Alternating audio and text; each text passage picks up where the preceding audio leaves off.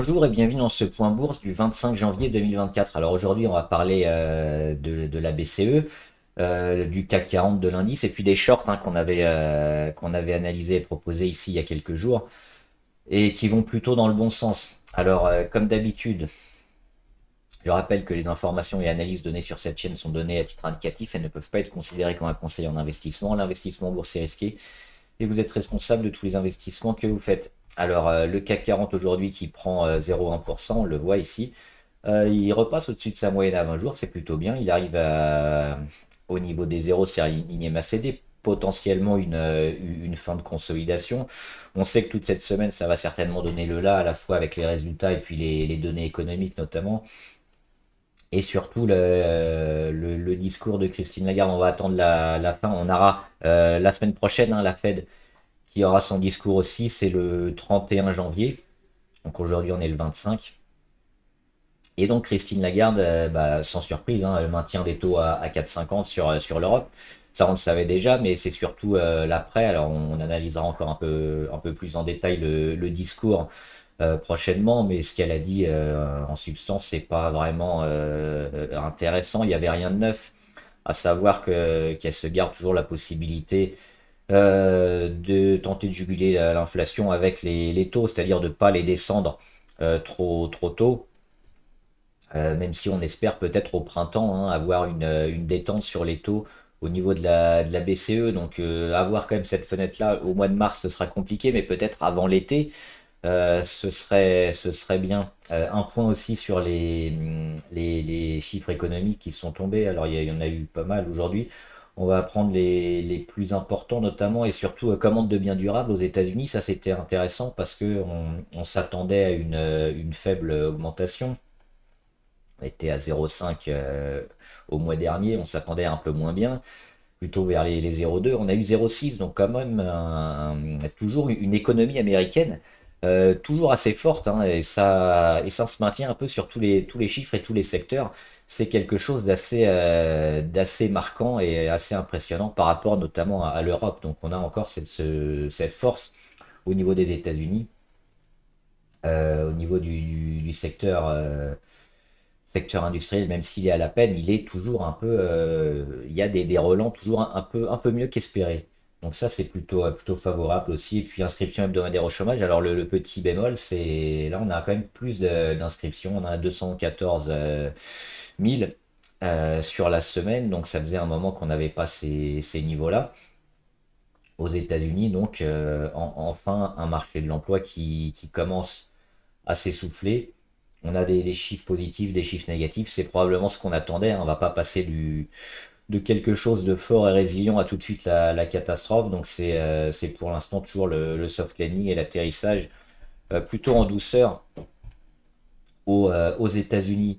Euh, on va parler aussi, alors sur le CAC, pour finir, on étudiera aussi les résultats qui vont tomber des entreprises qui continuent. On en a eu déjà quelques-uns aujourd'hui, ça va continuer demain notamment, et puis on attend surtout LVMH ce soir, Christian Dior aussi, entre autres. Donc il y a beaucoup d'entreprises du CAC. Il faudra attendre un peu que cette période soit finie pour véritablement voir s'il y a une tendance qui se dégage ou si c'est juste certaines entreprises qui fonctionnent plus ou moins bien par rapport à d'autres, ou si les secteurs véritablement arrivent à tirer leur épingle du jeu par rapport aux autres. On va regarder donc les shorts aujourd'hui, notamment on l'avait dit sur Tesla. Tesla qui a annoncé ses résultats hier et pas sans surprise mais presque, on s'attendait à ce qu'il soit quand même relativement moyen parce qu'on l'a dit ici, la concurrence, les baisses des coûts, les baisses des volumes, ça fait beaucoup pour Tesla. Moins de 10% à la mi-séance. Donc il y a le gap baissier. Moi j'avais joué un short dessus, j'en avais parlé, j'avais expliqué pourquoi. Le but c'est de se rapprocher du support ici sur les 153.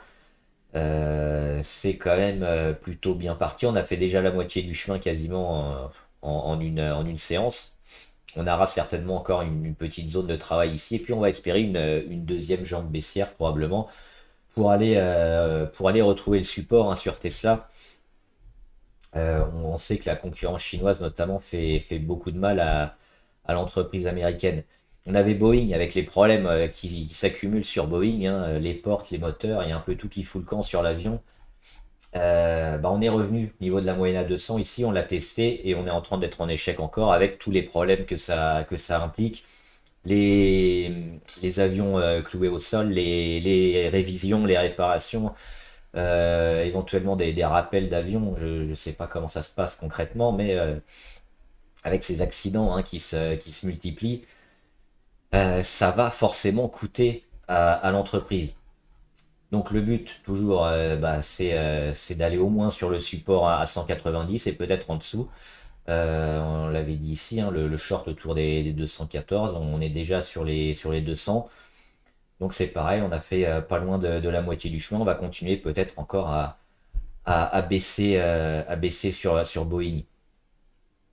On va parler alors avant de... On va parler tout de suite d'Alphabet. Pourquoi? Ils font 2,7 à la mi-séance. Et c'est un nouveau plus haut historique sur Alphabet.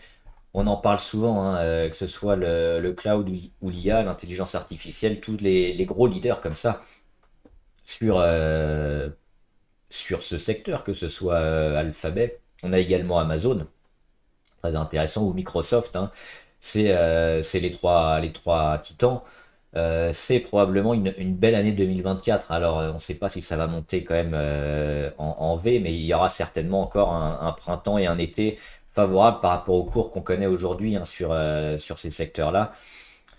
Donc, on fête le nouveau plus haut sur Alphabet. On est relativement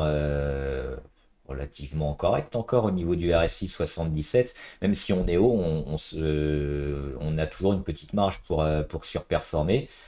Et puis on prendra peut-être nos bénéfices bientôt, à court terme, à moyen et long terme, il n'y a rien à faire, parce on visera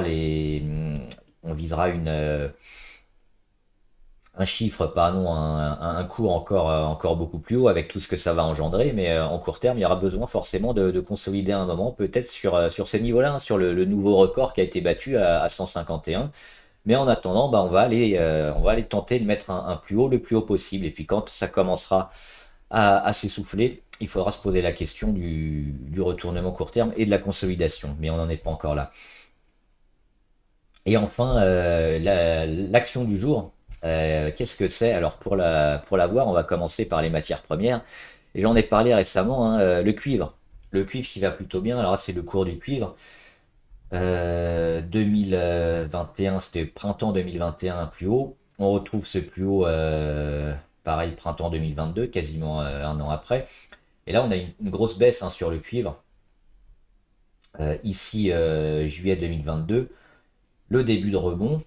Et puis une phase comme ça, un peu plus faible, on le voit avec une congestion, parce que les plus bas sont beaucoup plus hauts hein, que ici les 3,20, on les retrouve sur les 3,6. On a les plus hauts toujours de plus en plus bas, donc on a ici cette phase de congestion qui est elle-même un peu une deuxième partie dans la figure sur les plus hauts hein, à partir de 2021. On voit ici l'oblique. L'oblique ici sur les plus hauts, elle tape ici au niveau du mois de mars 2022, donc c'est aussi quelque chose de pertinent. Et sur le cuivre, on retrouve un support intermédiaire à 3,62, intéressant. Et le cuivre, comme pas mal de métaux, sont plutôt dans une optique haussière. On l'a vu avec l'or, on l'a vu avec l'argent. Il y a beaucoup de métaux précieux ou semi-précieux, certaines minières aussi. On a vu quelques bons, hein, notamment dernièrement, sur les minières qui tentent de repartir parce ils ont subi comme ça une baisse un peu importante et forte pendant plusieurs mois, voire plusieurs années. Donc le cuivre est revenu sur des niveaux assez bas et on a toujours un besoin important de cuivre. Et le cours devrait monter assez fortement. Donc on a vu ici hein, une première alerte, on en avait parlé au mois de décembre, donc c'est à la fin de l'année dernière. Et depuis, le cours du cuivre qui est en train de se maintenir et de tenter un retournement moyen-long terme donc sur la valeur pour suivre un peu le cours de l'or. Lui, il est déjà parti. Le cuivre a un peu de retard, mais on aura certainement une année 2024 très importante. Et donc la valeur cuivre qu'on va suivre, c'est quoi? C'est Orubis.